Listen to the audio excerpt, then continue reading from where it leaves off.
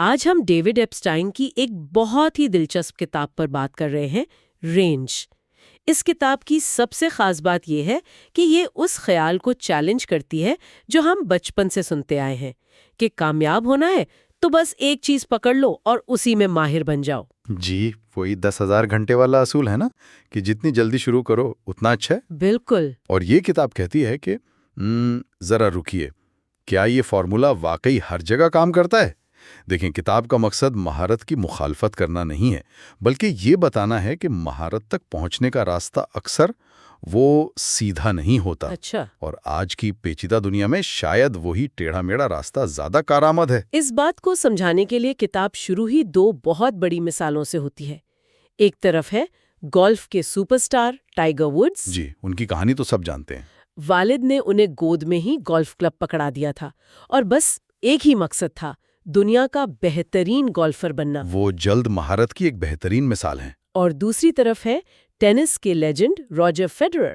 اور ان کی کہانی بالکل مختلف ہے۔ ہاں، انہوں نے تو بچپن میں بہت سے کھیل کھیلے، ساکر، باسکٹ بال، اسکیئنگ۔ جی، اور ان کی والدہ خود ٹینس کوچ تھیں، لیکن انہوں نے کبھی فیڈرر کو مجبور نہیں کیا۔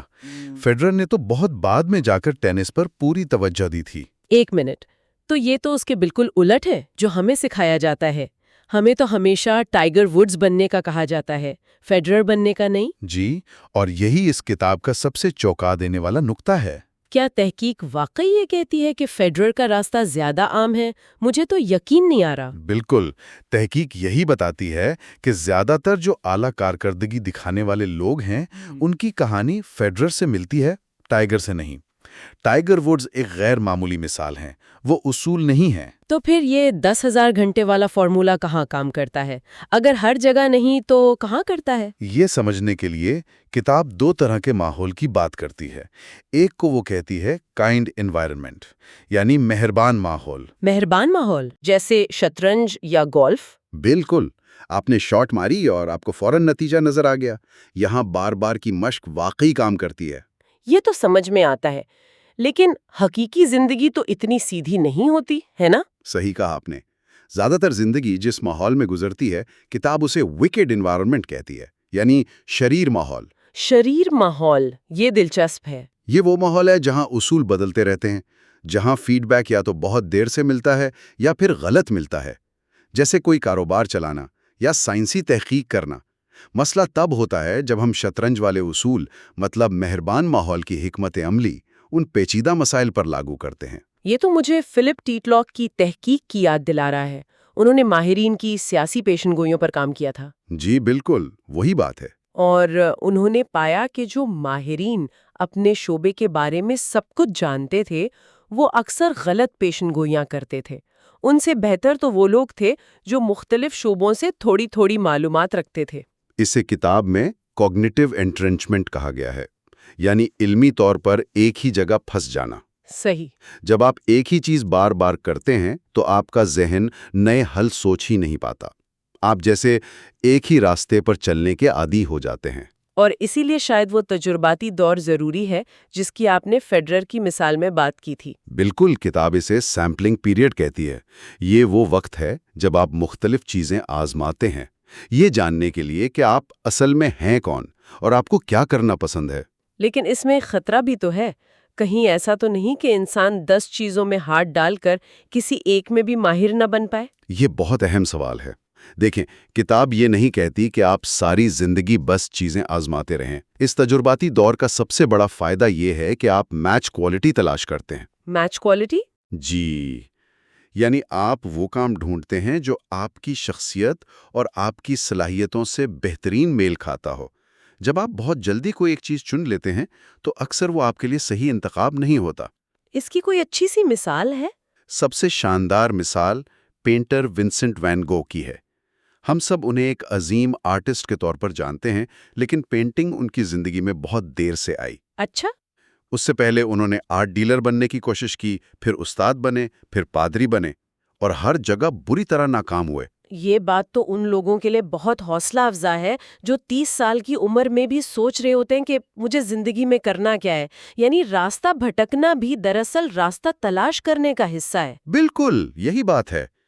وین گو کی ناکامیاں دراصل ان کی میچ کوالٹی کی تلاش تھیں، اور جب لوگ ایسے وسیع تجربات سے گزرتے ہیں تو وہ ایک بہت ہی طاقتور ذہنی صلاحیت حاصل کرتے ہیں۔ اسے انالوجیکل تھنکنگ یا مماثلتی سوچ کہتے ہیں۔ مماثلتی سوچ، یہ سننے میں تھوڑا پیچیدہ لگ رہا ہے، یہ کام کیسے کرتی ہے؟ اسے ایک کلاسک نفسیاتی مسئلے سے سمجھتے ہیں، ڈنکر کا ریڈیشن مسئلہ۔ تصور کریں، آپ ایک ڈاکٹر ہیں، آپ کے سامنے ایک مریض ہے جس کے پیٹ میں ٹیومر ہے، آپ کو اسے شعاع سے ختم کرنا ہے۔ ٹھیک ہے۔ لیکن مسئلہ یہ ہے کہ اگر آپ شعاع پوری طاقت سے بھیجیں گی تو وہ صحت مند ٹیشوز کو بھی جلا دے گی، اور کم طاقت سے بھیجیں گی تو ٹیومر پر کوئی اثر نہیں ہوگا۔ آپ کیا کریں گی؟ یہ تو مشکل ہے، مجھے کوئی حل سمجھ نہیں آ رہا۔ زیادہ تر لوگ نہیں سوچ پاتے، لیکن اگر میں آپ کو اس سے پہلے ایک کہانی سناؤں۔ سنائیے۔ ایک جنرل ہے جسے ایک قلعے پر قبضہ کرنا ہے۔ قلعے تک جانے والے ہر راستے پر بارودی سرنگیں بچھی ہیں، اور ان پر سے صرف چھوٹی فوجی ٹکڑیاں گزر سکتی ہیں۔ پوری فوج ایک ساتھ نہیں جا سکتی۔ جنرل کیا کرے گا؟ وہ اپنی فوج کو چھوٹے چھوٹے گروہوں میں بانٹ دے گا اور انہیں مختلف راستوں سے ایک ہی وقت میں قلعے پر حملہ کرنے کا حکم دے گا۔ بالکل۔ اب ڈاکٹر والے مسئلے کے بارے میں سوچیں۔ واہ، یہ تو بالکل نیا زاویہ ہے۔ ڈاکٹر بھی یہی کر سکتا ہے، وہ کمزور شعاؤں کو مختلف سمتوں سے بھیجے گا جو ٹیومر پر ایک ہی وقت میں اکٹھی ہوں گی۔ بالکل صحیح۔ اس کا مطلب ہے کہ کسی ایک مسئلے کا حل اکثر کسی بالکل مختلف شعبے میں چھپا ہو سکتا ہے۔ اور یہی مماثلتی سوچ ہے۔ جن لوگوں کے پاس وسیع تجربات ہوتے ہیں ان کے ذہن میں ایسی بہت سی کہانیاں ہوتی ہیں، وہ آسانی سے ایک شعبے کے علم کو دوسرے پر لاگو کر سکتے ہیں۔ یہ باہر والے کا فائدہ یا آؤٹ سائڈر ایڈوانٹیج والی بات ہے۔ کبھی کبھی کسی شعبے کا ماہر نہ ہونا ہی آپ کی سب سے بڑی طاقت بن جاتا ہے نا؟ جی، کتاب میں جیل وائلز کی ایک حیران کن کہانی ہے۔ وہ خود پٹھوں کی ایک بیماری کی مریضہ تھیں، ڈاکٹر نہیں تھی۔ اچھا۔ انہوں نے صرف گوگل امیجز کا استعمال کرتے ہوئے ایک اولمپک سپرنٹر کی نایاب جنیاتی حالت کی صحیح تشخیص کر لی، جسے دنیا بھر کے ماہر ڈاکٹر سالوں سے سمجھ نہیں پا رہے تھے۔ صرف گوگل امیجز سے؟ یہ تو کمال ہے۔ جی، کیونکہ وہ باہر والی تھیں، اس لیے انہوں نے وہ پیٹرن دیکھ لیا جو ماہرین کی نظروں سے اوجھل تھا۔ اور یہ ہمیں سیکھنے کے ایک اور اہم تصور کی طرف لاتا ہے، جسے کتاب ڈیزائربل ڈیفیکلٹیز کہتی ہے۔ ڈیزائربل ڈیفیکلٹیز، مطلوبہ مشکلات؟ یہ کیسا نام ہوا؟ مشکل تو مشکل ہوتی ہے، وہ مطلوبہ کیسے ہو سکتی ہے؟ خیال یہ ہے کہ جو سیکھنا بہت آسان اور ہموار محسوس ہوتا ہے وہ اکثر سطحی ہوتا ہے۔ اسے کتاب برٹل نالج یا نازک علم کہتی ہے۔ نازک علم؟ یہ علم نئی یا غیر متوقع صورتحال میں بیکار ہو جاتا ہے۔ یہ تو بالکل اسکول کے دنوں کی طرح ہے، جب مشکل سوالات والے استاد سے ہم سب ڈرتے تھے، لیکن بعد میں احساس ہوتا تھا کہ سب سے زیادہ سیکھا بھی انہی سے۔ بالکل وہی بات ہے۔ وہ سیکھنا جس میں آپ کو جد و جہد کرنی پڑے، وہ آپ کے ذہن میں گہری جڑیں بناتا ہے اور فلیکسیبل نالج یعنی لچکدار علم پیدا کرتا ہے۔ اس کی ایک مثال انٹرلیونگ ہے، مطلب ایک ہی قسم کے 10 سوالات ایک ساتھ کرنے کے بجائے مختلف اقسام کے سوالات ملا کر حل کریں۔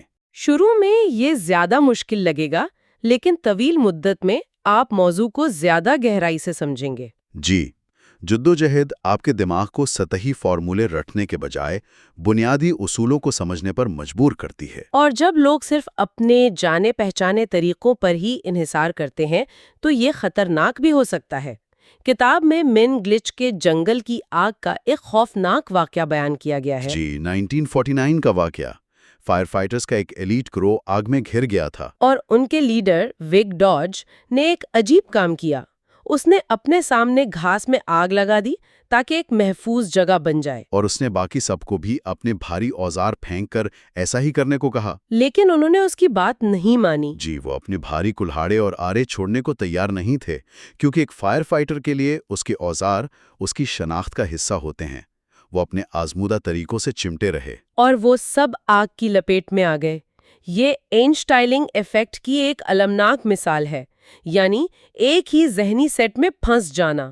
بالکل۔ ہمہ جہت شخصیات اپنے اوزار چھوڑنے اور نئے حالات کے مطابق ڈھلنے میں بہتر ہوتی ہیں۔ تو ان سب باتوں کا ہماری زندگیوں پر کیا اثر پڑتا ہے؟ ایک عام انسان ان اصولوں کو کیسے اپنا سکتا ہے؟ افراد کے لیے پیغام واضح ہے: تجربات کرنے سے نہ گھبرائیں۔ اگر آپ کا کیریئر سیدھا نہیں ہے تو اسے کمزوری نہ سمجھیں، یہ آپ کی طاقت ہے۔ اور والدین اور اساتذہ کے لیے؟ ان کے لیے سبق یہ ہے کہ بچوں کو جلدی کسی ایک چیز میں دھکیلنے کے بجائے انہیں مختلف چیزیں آزمانے کا موقع دیں۔ اس کی ایک بہترین مثال فرانسس ہیسلبائن ہے۔ وہ ایک گھریلو خاتون تھیں جنہوں نے گرل اسکاؤٹس میں رضاکار کے طور پر کام شروع کیا۔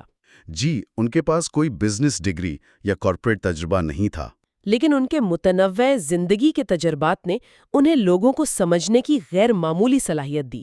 اور وہ آہستہ آہستہ ترقی کرتی گئیں اور آخرکار پوری آرگنائزیشن کی سی ای او بن گئیں۔ مشہور مینجمنٹ گرو پیٹر ڈرکر انہیں امریکہ کی بہترین سی ای اوز میں سے ایک مانتے تھے۔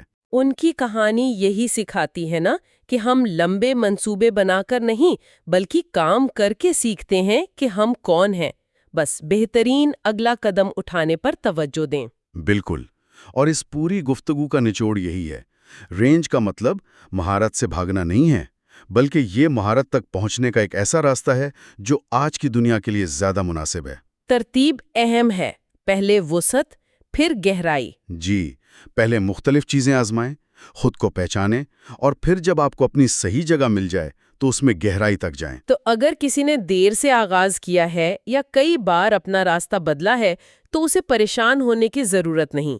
شاید یہی وہ تجربات ہیں جو انہیں وہ منفرد ذہنی ٹول کٹ فراہم کر رہے ہیں جو آج کے پیچیدہ مسائل کو حل کرنے کے لیے ضروری ہے۔ اور اسی خیال کے ساتھ ہم آج کی گفتگو ختم کرتے ہوئے اپنے سامعین کے لیے ایک سوال چھوڑنا چاہیں گے۔ ذرا سوچئے، آپ کی زندگی کے کسی ایک شعبے سے کوئی پرانا طریقہ، کوئی بظاہر فرسودہ خیال یا ٹیکنالوجی کسی دوسرے بالکل مختلف شعبے میں ایک نئے اور پیچیدہ مسئلے کو کیسے حل کر سکتی ہے؟